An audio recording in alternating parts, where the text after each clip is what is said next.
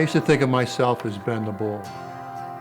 In my early 60s, I was an aerobic walker and I didn't take any medications. Then I started having chest pain and I learned that I needed open heart surgery. I was completely shocked. Looking at it first time, I'd actually had to look at mortality in the face. Ben the Bull somehow thought that he was immortal.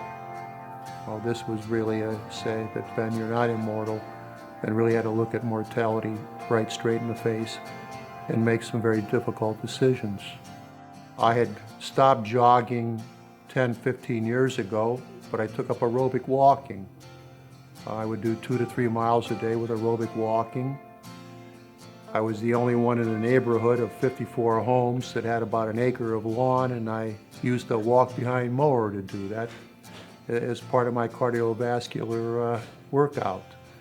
And then one Saturday morning, or Saturday, I was mowing the lawn, and I've got a slight incline, or about a 25, 35 degree incline in the back of my house. And I could not make it up in the incline, and I went into the house, and for the first time in 32 years of marriage, my wife heard me say something she didn't think she'd ever hear, and that's, I'm hurting, I'm in trouble. She immediately wanted to take me to the emergency room. And I said, no, I said, I'll just sit here. It went away. Pain went away, and thinking Ben the Bull that I was, I went out and finished the lawn. Monday morning, I saw my doctor, told him what had happened and the chest pains, and then it had been going on for a while. I was 8 minutes into the stress test, and the pain came on in the chest, and I told the technician I'm feeling it, and but I said I can work through it, and like I do at home. And he says, very calmly, very professionally, no, we've seen enough. And next thing I know, I'm talking to a cardiologist. And the cardiologist told me, based on what they had seen on the EKGs, that I was being monitored, that there is an apparent blockage, and I was going to require a catheterization. The catheterization was done here in the cath lab. I had severe blockage, 85% blockage on the left side where the arteries branch out, and I was not a candidate for a stent or angioplasty that I would require open heart surgery. When I had faced the prospect of having this surgery, I fortunately had some time to research.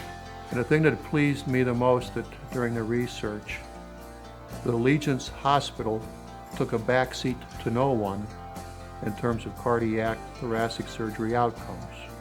Based on that, based on what my interviews with Dr. Maka, Dr. Simonetti, and the staff, I had made a decision to have the surgery done at Allegiance Hospital with no reservations. I was in the hospital for 6 days, and I spent all 6 days in the Cub unit, which is really, I think, a very big plus, rather than being moved around to different parts of the hospital. My friends, my family knew where I was. I had seen the same nurses every day, and the doctors were able to come in and see me. So I have nothing but the finest thing to say about the Cub unit. We are blessed here in Jackson, Michigan, to have Allegiance Health and have a cardiac care and surgical unit that we do. For a city of 30,000 people and a county of 198,000 people, we truly have a gem here in Jackson County. The surgical outcomes are as good as any in the United States right now, as good as any in this state. The care that I receive, the concern, the nursing care, and above all, the follow-up.